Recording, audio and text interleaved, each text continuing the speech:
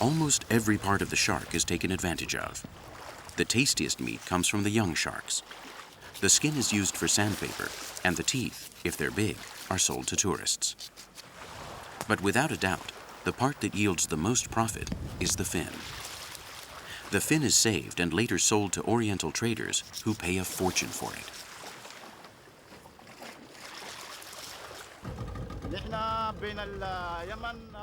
I make my trips to Yemen at night. I follow the route parallel to the coast through Ras Bir and the island of Perim. I know this area well. It is also where I fish. Although what we do is illegal, no one gives us too much trouble, because it is of interest to everyone that these things travel back and forth. Drinking alcohol is prohibited over there, but a lot of people drink, while only a very few can afford to pay for it. The ones who prohibit drinking are the ones who benefit the most from smuggling.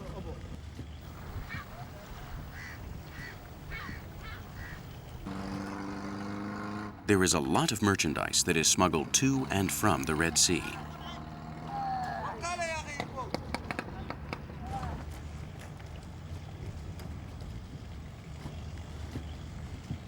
Ibrahim and his companions carry out jobs of very small magnitude and smuggle products of little interest.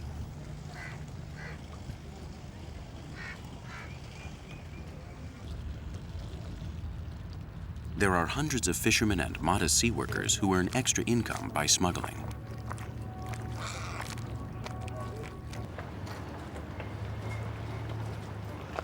But this narrow crossing is also a stage for the large-scale trafficking of arms and drugs.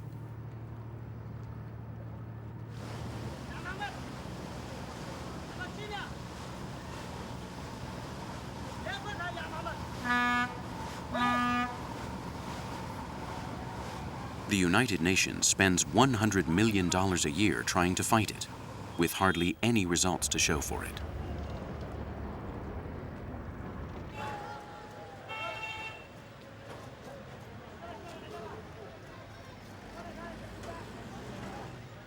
Another of the new products being smuggled by traffickers are animals in danger of extinction. And once again, one of the major distribution centers is Djibouti.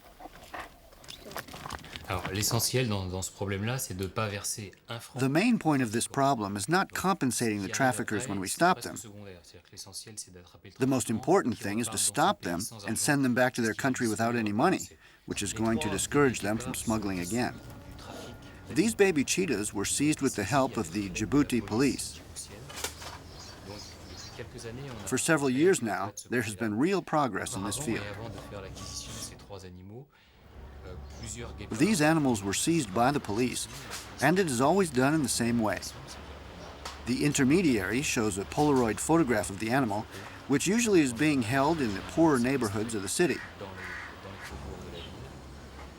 The intermediary tries to show his interest in buying it, and at that moment, the trafficker is discovered and arrested by the police.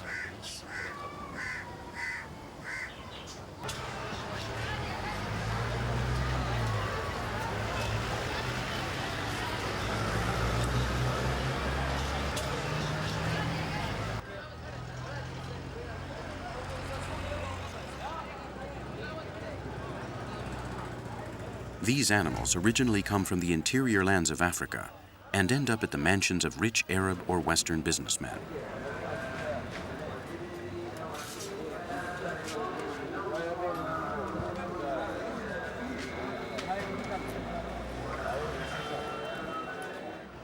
Dubai and the United Arab Emirates are the following stops once they leave Djibouti.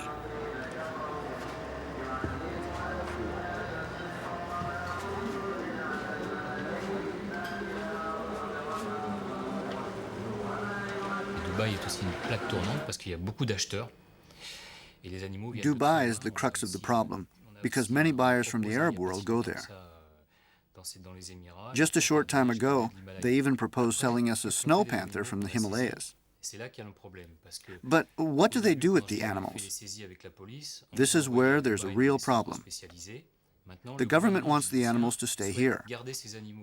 But if they stay, you have to give them a chance to survive, and there are not many solutions. A reproduction center for animals in danger of extinction could be built. At present, though, nothing like this exists.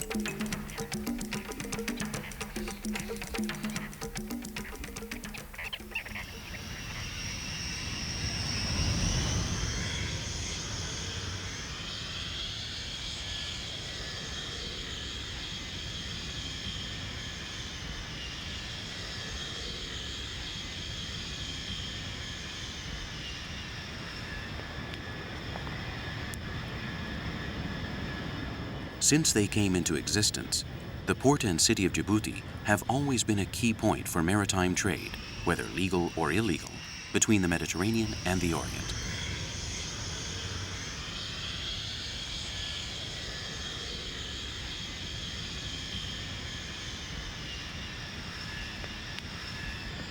Most of the merchandise that enters the port of Djibouti does so legally.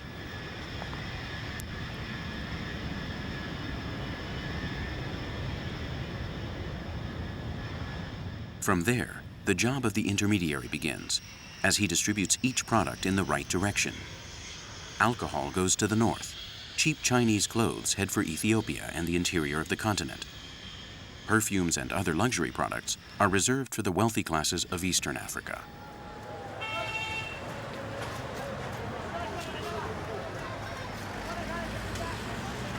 The city of Djibouti has grown around this coming and going of merchandise. But this is nothing new. It's always been this way.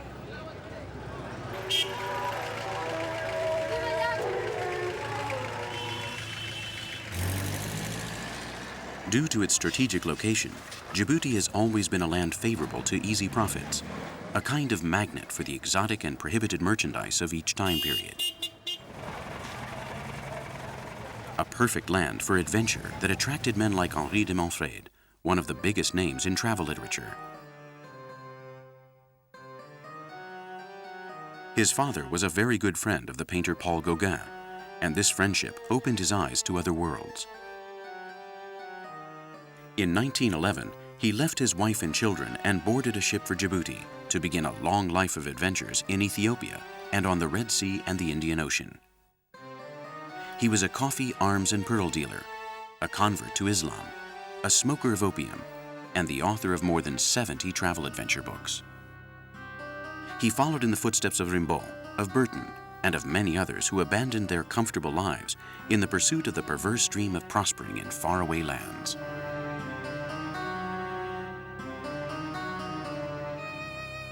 Heroes in flesh and blood, or in legends like El Corto Maltese, the character of Hugo Pratt, who also lived in these latitudes.